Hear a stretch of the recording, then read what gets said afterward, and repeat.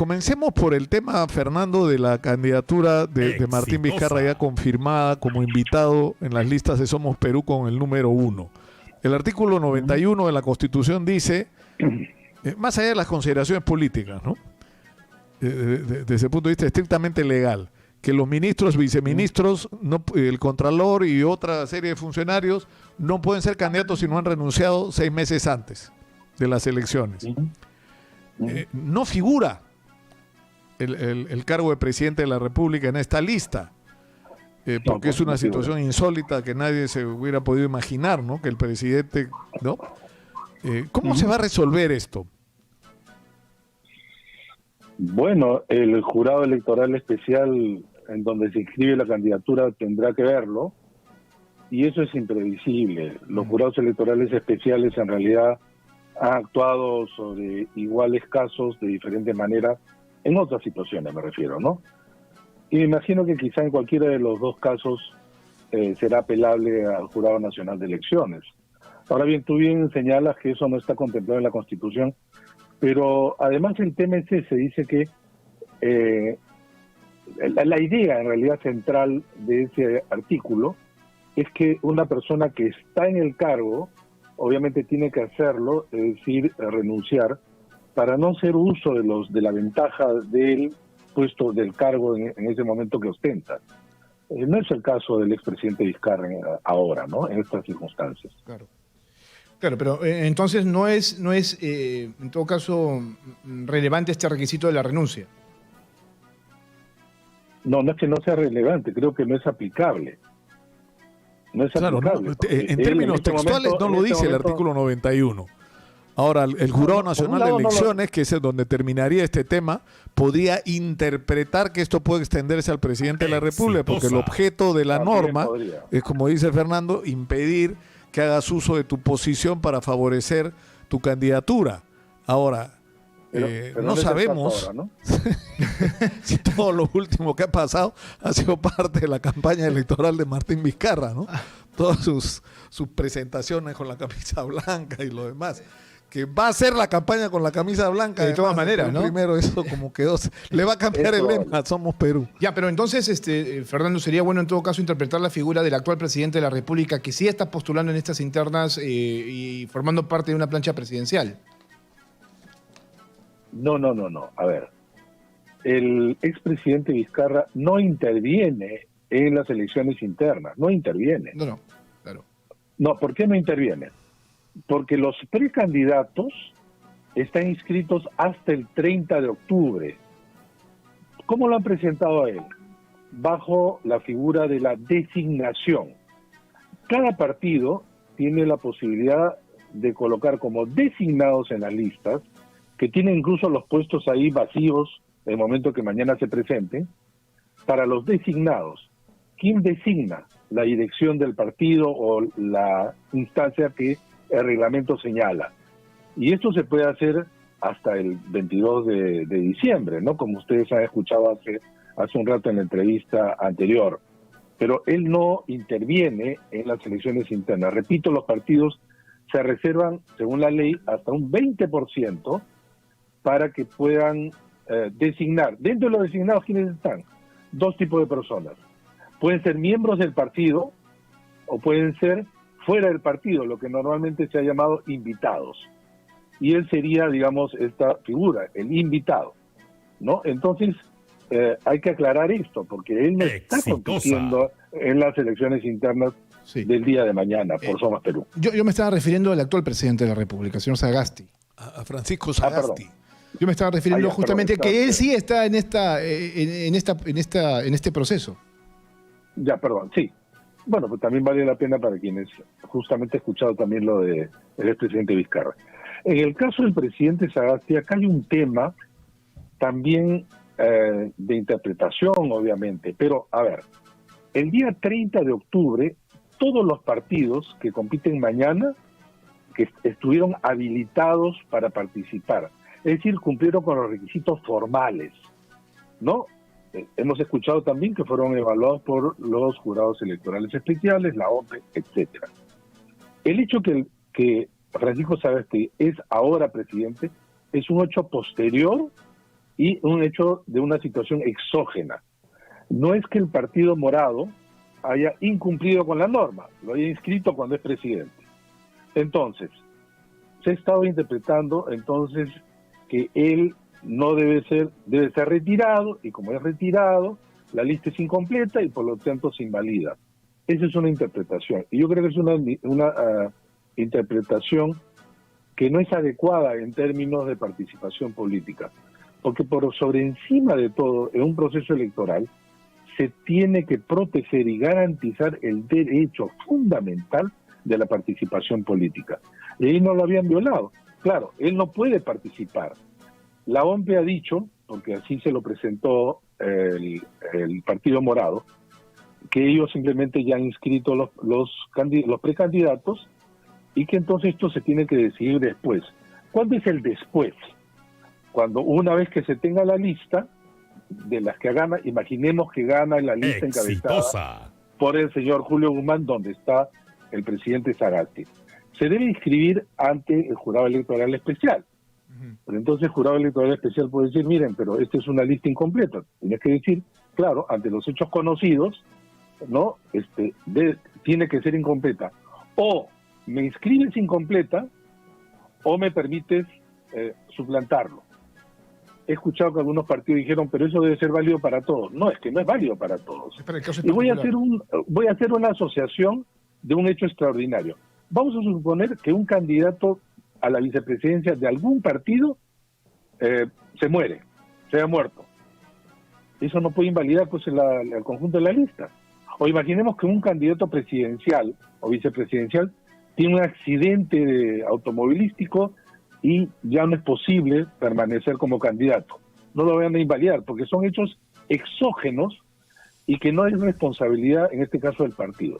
Por eso, en mi punto de vista, sí opera, repito, para que siga corriendo en el caso hipotético que gane la lista el señor Guzmán en las internas de mañana. Porque la otra opción que yo he escuchado a algún especialista electoral durante la semana es que se mantenga Sagasti como ha decidido su comisión electoral, participe en las elecciones internas, de ser electo la plancha completa sea inscrita y luego el señor Sagasti renuncie. Luego de inscrita, con lo cual, según ellos, estaría resuelto todo el tema del circuito legal. Pero estamos viviendo situaciones excepcionales. Nicolás, Fernando, que ha seguido las elecciones, claro, ¿no? de las últimas décadas, qué cosa que estamos viviendo. Estamos viendo cosas que no se habían visto nunca, ¿no? Nunca. Es correcto. Es más, yo creo que en los últimos, desde el 2016 en adelante, hemos visto situaciones concentradas en tan poco tiempo que nunca habíamos vivido, ¿no? Miren los 4 eventos de vacancia, 2 renuncias del presidente de la República, una disolución del Congreso, en fin, un presidente que luego postula o pretende postular al Congreso, en fin, y de hecho los partidos van a enfrentar mañana, por primera vez en la historia, a unas elecciones internas organizadas por los organismos electorales. Antes eran organizadas por cada partido. Y mañana yo creo que vamos a ver la gran debilidad que tenemos por delante de los partidos. Seguro. Yo no creo que la participación sea masiva, ni mucho menos, porque creo, entre otras cosas, que los partidos están tan debilitados que sus niveles de relación con los militantes hace que ellos no se sientan partícipes. Y en algunos casos los padrones deben estar muy inflados, ¿no? Con lo cual el porcentaje debe ser bajo. Pero bueno, esas son las normas, ¿no? Y hay que seguirlas. Fernando, me gustaría que ahondes un poco más en este tema de la inscripción de las planchas y la figura de una plancha incompleta. Escuché que utilizaste un término que es el término del reemplazo. ¿Esto ya se ha dado antes? ¿Hay algún tipo de experiencia o esto que pueda pasar de aquí va a sentar algún tipo de precedente para lo que sean elecciones futuras? A ver, hay que acordarse que los partidos organizaban antes sus propias elecciones y hacían cualquier tipo de modificación hasta en la puerta del Jurado Nacional de Elecciones o los jurados electorales especiales. Reemplazos, de todo. Esta es la primera vez que hay un cronograma porque está organizado justamente por los organismos electorales. Y yo creo que entre la norma que dio el Congreso y los propios reglamentos de los organismos electorales no se pusieron en determinadas situaciones. Y es hasta lógico entenderlo. Por ejemplo, a las planchas presidenciales no tienen accesitarios. Entonces, si hubieran tenido, por ejemplo, 3 titulares y 3 suplentes, no estuviéramos en este problema. Porque se hubiera reemplazado automáticamente, ¿no es cierto? Claro. No ha sido el caso. Entonces todos tienen 3 titulares: presidente, primer vicepresidente, segundo vicepresidente. Vamos a suponer que la señora Carmen Omonte, que ha renunciado, entendemos, a la bancada, uno pensaría que iba a renunciar también a la plancha. Al partido, si renunciaba a la plancha, sí. al partido, pero si renunciaba a la plancha, ahí sí era un problema. Porque ya es un tema de voluntad de una de las partes. En el caso del señor Savelsky es un tema exógeno, o sea, no es voluntad de él salió elegido presidente de la República, o sea, no es responsabilidad del partido. Pero incluso así, yo creo que debe prevalecer el derecho de participación política. Claro que tienen que haber plazos, porque de eso se trata, ¿no? Pero, por ejemplo, hemos visto años antes, en elecciones regionales y municipales, cómo el Jurado Nacional de Elecciones resolvía tachas cuando ya estaban las cédulas en las ánforas dispuestas a ser trasladadas, incluso ya en locales. Y recuérdense que la cédula, en el caso de regionales, es con foto. Así es. Y tenías candidatos que no corrían, porque ya habían sido tachados, ¿no? Ahora, ¿qué va a pasar en el caso de Fuerza Popular, Fernando? O sea, ¿qué es lo que ocurre si el juez admite la suspensión de Fuerza Popular como institución, en este caso como partido? Eso va a ir una apelación. Es una situación nueva. Que va a tomar apelaciones. las apelaciones. Esto por eso no duran días ni semanas, duran por lo general meses. Así es. No sé si dan un amparo, en fin. Ahora, yo creo personalmente que los fiscales están actuando, creo, no sé si de manera ciega, por poner simplemente un término, pero yo creo que no le están haciendo un bien al proceso electoral. Yo creo que no ha habido caso de suspensión de un partido, para empezar. Nunca. Suspensión, ¿eh? Lo que ha habido en el Perú, al amparo de la Constitución del año 33, es la prohibición de la existencia de un partido, básicamente el Partido Comunista y el APRA, que pudieron volver a postular 31 años después en las elecciones de 1962. Nunca en el Perú ha sucedido esto. Yo creo que esta es una intromisión. Yo creo que es una intromisión indebida.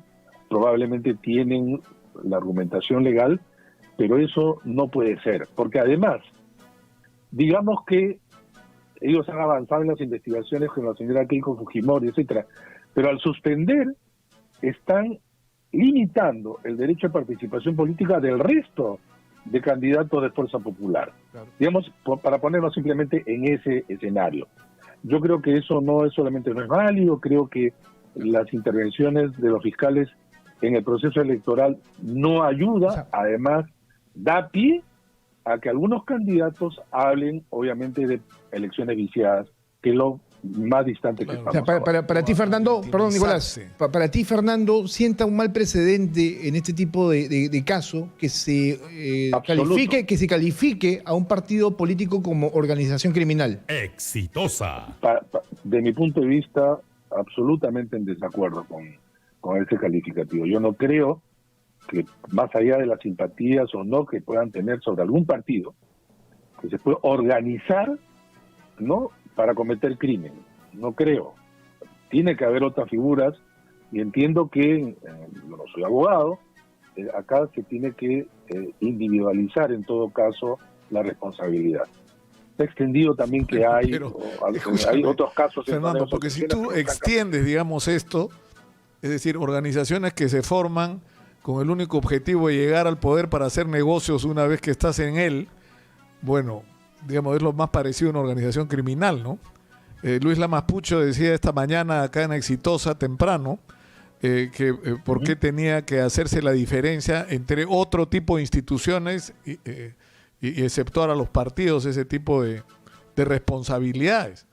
Pero lo que sí es cierto es que si aplicas este criterio a Fuerza Popular, se los tienes que aplicar a todos, ¿ah? A todos. Indudablemente. Porque pitufeo bueno, o a muchos, ¿no? y lavado de dinero y plata sucia bajo la mesa ha habido en prácticamente todos los partidos en este país. Así es. Y desde hace muchos años, todos además. los partidos. Pero además... Acuérdate del escándalo Hurtado-Miller. ¿Quién financió la campaña de Hurtado-Miller? Dineros privados que no se sabía dónde venía y Montesinos que le sacaba plata a las Fuerzas Armadas y a la policía. Y con ese dinero se financió la campaña. Eso también era financiamiento ilegal. Sí, pero en esa época no había ley de partidos, Nicolás. Recién hay ley de partidos en el 2003 que se aplica a partir de las elecciones del 2006. Pero igual, estoy de acuerdo contigo que... No, me refiero que en la práctica... Casi no hay partido parado, ¿no? No hay partido... Ah, sí, claro. Pero antes, digamos, no existía ni penalidad, ni siquiera se advertía. O sea, los partidos recibían dinero y no eran supervisados. A partir del 2006 ya es ley, ¿no? Y ahora, en la Constitución incluso hay una figura penal para sancionar, ¿no?